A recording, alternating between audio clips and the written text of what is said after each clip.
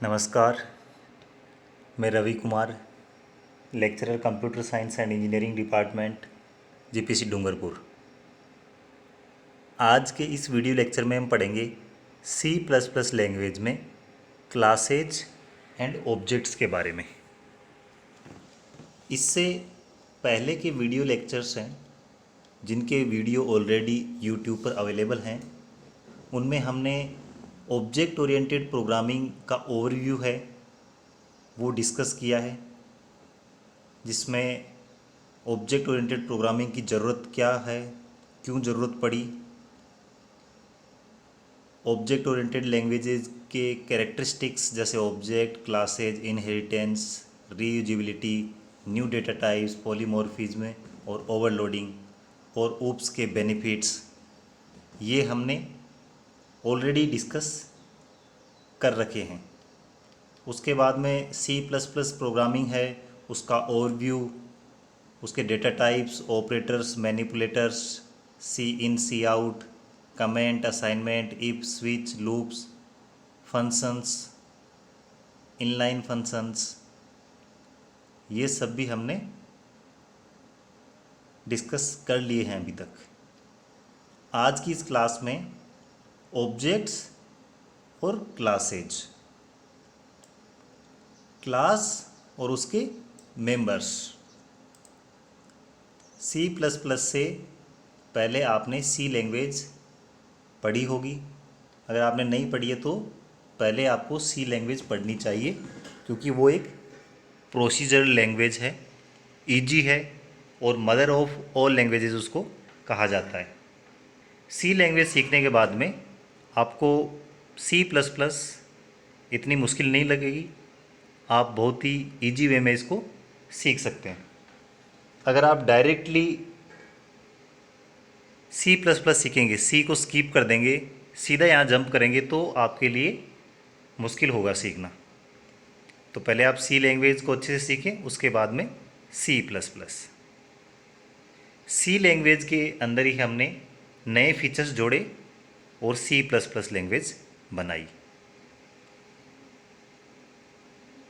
सी plus plus programming है, उसका जो मुख्य उद्देश्य है वो है सी प्रोग्रामिंग लैंग्वेज में ऑब्जेक्ट ओरिएंटेड फीचर्स को जोड़ना। सी लैंग्वेज में हमने ऑब्जेक्ट ओरिएंटेड फीचर्स को जोड़ा और एक नया वर्जन बनाया, उसको हमने नाम दिया सी प्लस प्लस।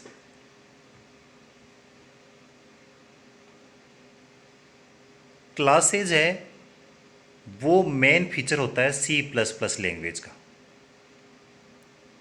क्योंकि क्लास को यूज करने पर ही ऑब्जेक्ट ओरिएंटेड लैंग्वेज का समर्थन करती है C plus plus language. Class को हम यूजर डिफाइंड डेटा टाइप बोल सकते हैं, मतलब उपयोगकर्ता परिभाषित डेटा। देखिए, डेटा दो प्रकार के होते हैं,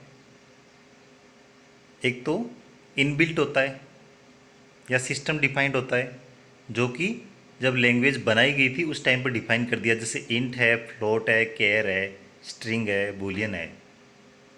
और उसके अलावा यूजर को अधिकार दे दिया गया कि आप भी जैसी आपको ज़रूरत पड़ती है वैसा डेटा टाइप आप क्रिएट कर सकते हैं। तो सी प्लस प्लस एक ऐसा ही फीचर है सी प्लस प्लस में क्लासेज को यूज करते हुए एक प्रोग्रामर अपने ज़रूरत के हिसाब से एक नया डेटा टाइप बना सकता है। हो सकता है कि जो इनबिल्ट डेटा टाइप हैं उनसे काम हमारा नहीं चल रहा है, हमें नया प्रकार का डेटा टाइप बनाना है, तो हम बना सकते हैं क्लास के थ्रू। क्लास से पहले हमने सी लैंग्वेज में स्ट्रक्चर और यूनियन पढ़ा था, वो भी क्या है, यूजर डिफाइंड डेटा टाइप ही है, लेकिन उनकी एक लिमिटेशन थी कि उनमें हम सिर्फ डेटा टाइप्स ही रख सकते थे, उसके अंदर फंक्शंस नहीं रख सकते थे। तो उसको और इम्प्रूव करके हमने क्लासेस बना दी, जिसके अंदर हम वेरिएबल्स के साथ साथ में फंक्शंस को भी हम रख सकते हैं।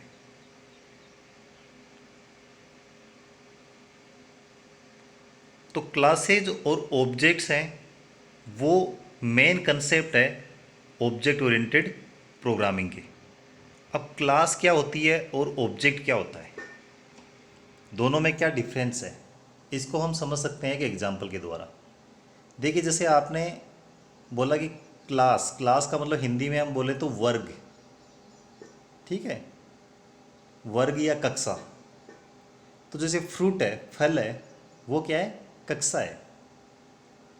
मैं आपको बोलूं कि फल है, उसको आपने देखा है, फल, फ्रूट को देखा है आपने, तो आपने फल या फ्रूट को नहीं देखा है, नहीं आपने कभी टच किया है, और नहीं आप उसका आकार बता सकते हो कि कैसा होता है। लेकिन मैं आपसे पूछूं कि मैंगो, आम, या बनाना, केला, या ऑरेंज, संतरा, इन चीज़ों को आपने देखा होगा, इनका कलर भी आप बता सकते हो, इनकी शेप भी आप बता सकते हो। तो ये क्या है, ये तीनों ऑब्जेक्ट है, और फ्रूट है, फल है, वो क्या है, क्लास है। तो क्लास क्या होती है, वर्चुअल होती है, उसका फिजिकली एग्जिस्टेंस नहीं होता है, हम उसको टच नहीं कर सकते हैं, देख नहीं सकते हैं। जबकि ऑब्जेक्ट होता है, उसको हम देख सकते हैं, टच कर सकते हैं, वो फिजिकली एग्जिस्ट करता है। तो ये क्लास और ऑब्जेक्ट में डिफरेंस है। इसको अच्छे से समझने के लिए हम एक और एग्जांपल ले लेते हैं। जैसे कार है, कार क्या है, क्लास है, और इसके ऑब्जेक्ट्स कौन से हैं, टाटा की कोई कार है स्पेशल, कोई टाटा सफारी है या टाटा नेक्सॉन है, तो ये क्या है, ऑब्जेक्ट हो गए इसके। महिंद्रा है, तो महिंद्रा की एक्सयूवी है, टीयूवी है, तो ये गाड़ियाँ क्या है, ऑब्जेक्ट है। और जीप है, जीप के भी जैसे कोई पर्टिकुलर मॉडल है, तो वो क्या हो गया, एक ऑब्जेक्ट हो गया। लेकिन अगर आप कार बोलोगे सिर्फ, तो कार क्या है, अपने आप में एक क्लास है। कार का मतलब ये हो गया कि उसके कुछ फीचर्स हो गए, कि उसमें 4 टायर होंगे, 4-5 या उससे ज़्यादा 7-8 लोगों के बैठने की जगह होगी, ठीक है, क्लच, गियर, ब्रेक, स्टीयरिंग वगैरह, ये सारी उसकी विशेषताएं होंगी।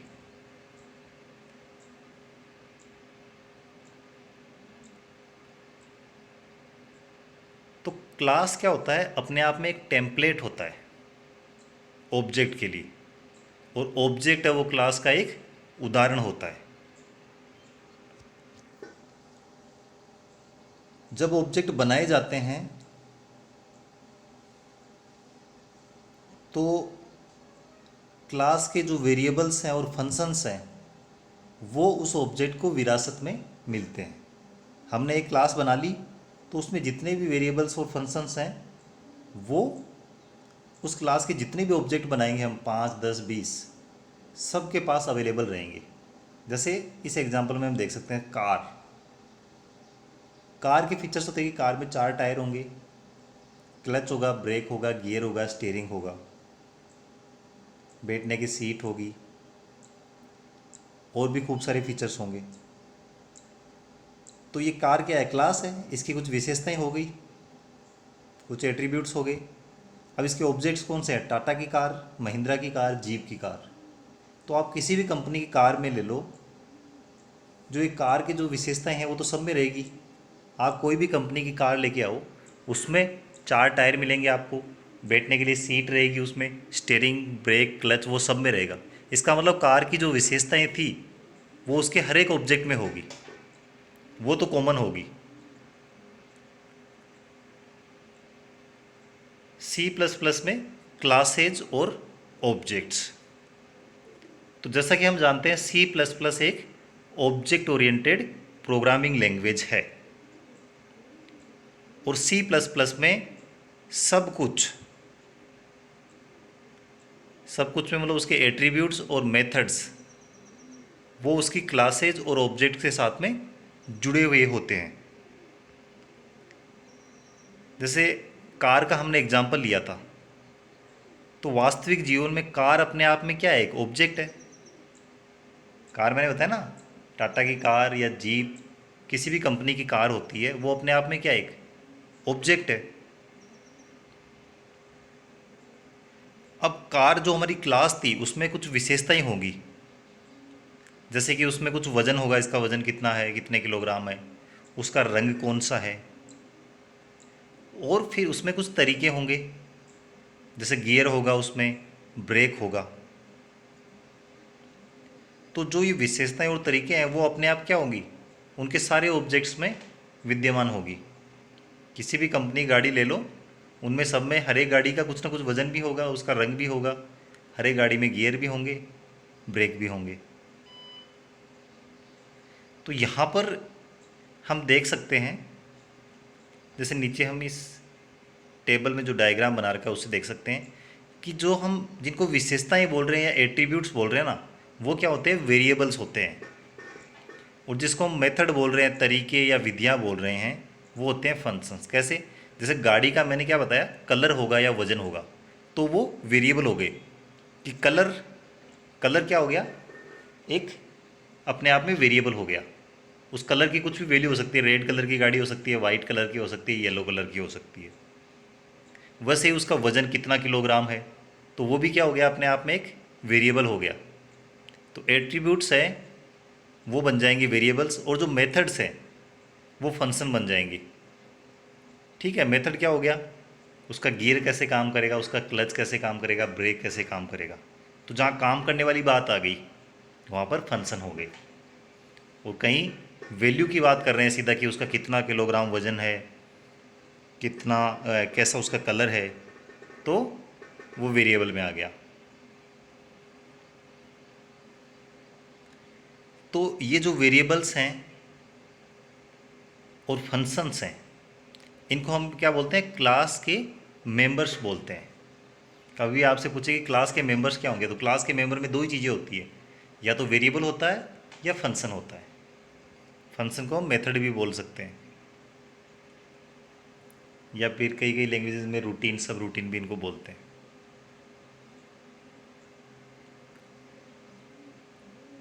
एक क्लास है, उसको हमने क्या बताया, यूजर डिफाइंड डेटा टाइप बताया है हमने। इसको हम अपने प्रोग्राम के अंदर यूज कर सकते हैं। और क्लास को हम एक तरह से जो ऑब्जेक्ट है उसका एक ब्लूप्रिंट या उसका एक खाका मान सकते हैं उसको।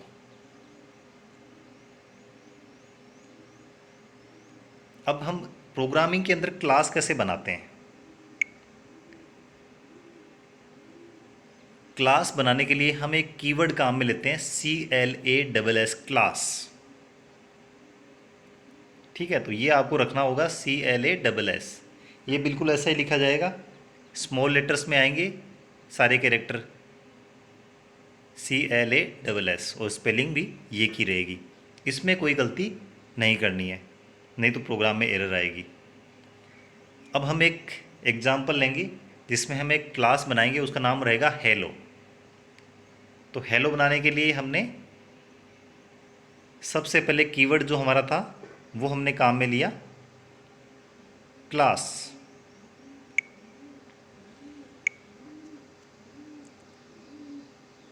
क्लास जो हमारा कीवर्ड है वो हमने काम में लिया, और हेलो है वो हमारी क्लास का नाम है, और ये कर्ली ब्रेसेज स्टार्ट हो गया है। तो ये तो हो गया क्लास को डिफाइन करने के लिए पहली लाइन। उसके बाद में आता है कि हमारा जो क्लास के मेंबर्स होंगे वो कैसे होंगे, पब्लिक होंगे, प्राइवेट होंगे, प्रोटेक्टेड होंगे। तो इनको क्या बोलते हैं हम, एक्सेस स्पेसिफायर्स बोलते हैं। ये भी हम आगे के लेक्चर्स में देखेंगे। तो पब्लिक का मतलब कोई भी चीज़ पब्लिक होती है, मतलब उसको कोई भी एक्सेस कर सकता है। जैसे पब्लिक ट्रांसपोर्ट है तो बस है, सरकारी बस है, उसमें कोई भी आदमी बैठ कर ट्रेवल कर सकता है, ट्रेन है। ठीक है, तो जो भी पब्लिक होता है उसको कोई भी एक्सेस कर सकता है। प्राइवेट को सिर्फ वही क्लास के मेंबर एक्सेस करेंगे, प्रोटेक्टेड को वो क्लास और उसकी चाइल्ड क्लासेज।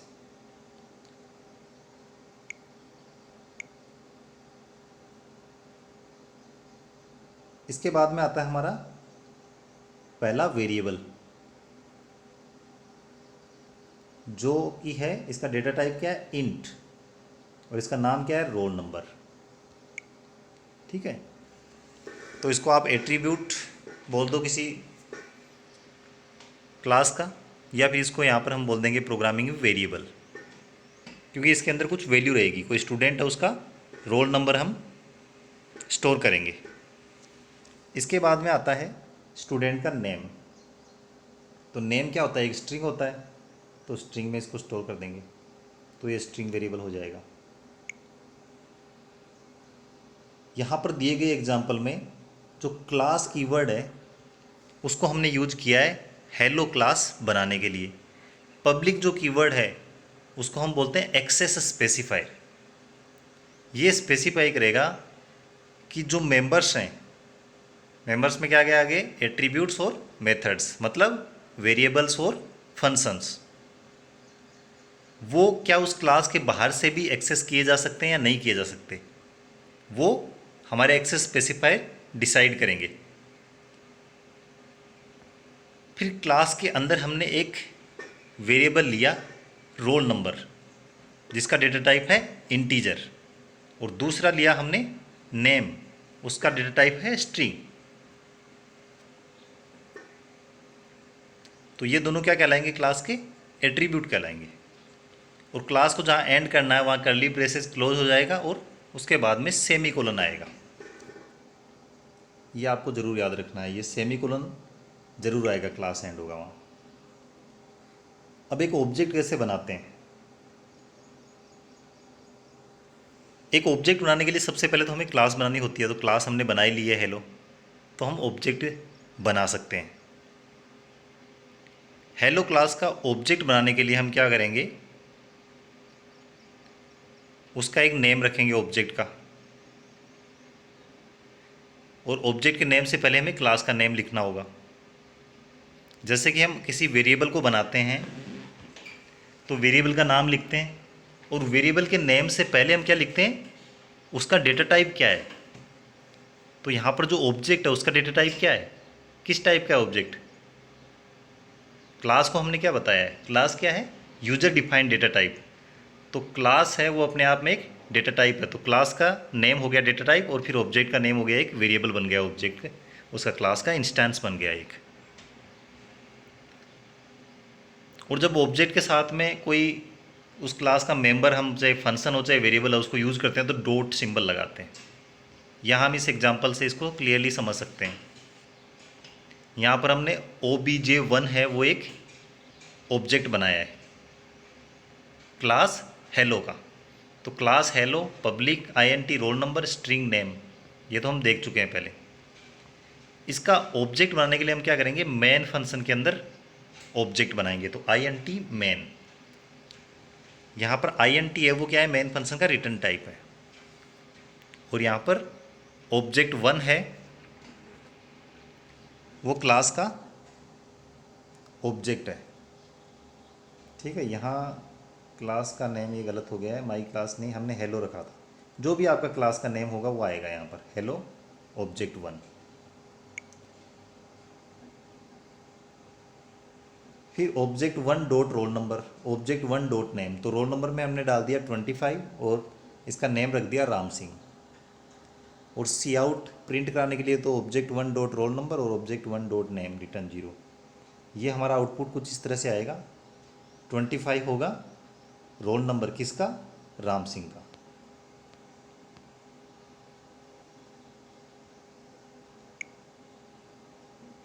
तो स्टूडेंट्स, आज की इस वीडियो लेक्चर में हमने C++ में क्लास क्या होता है, ऑब्जेक्ट क्या होता है, उसमें उसके मेंबर्स हैं जिसमें वेरिएबल्स और फंक्शंस हैं वो क्या होते हैं, इनका हमने एक बेसिक्स ओवरव्यू हमने देखा है। मुझे उम्मीद है कि आपको समझ में आया होगा। फिर भी आपको अगर कुछ डाउट है तो आप कमेंट्स में पूछ सकते हैं।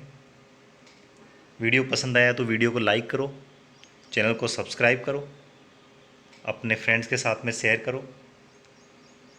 और हम रेगुलरली वीडियो अपलोड कर रहे हैं, तो आगे की जो वीडियोज़ हैं उनका नोटिफिकेशन प्राप्त करने के लिए बेल आइकन पर क्लिक करना होगा। Thank you for watching.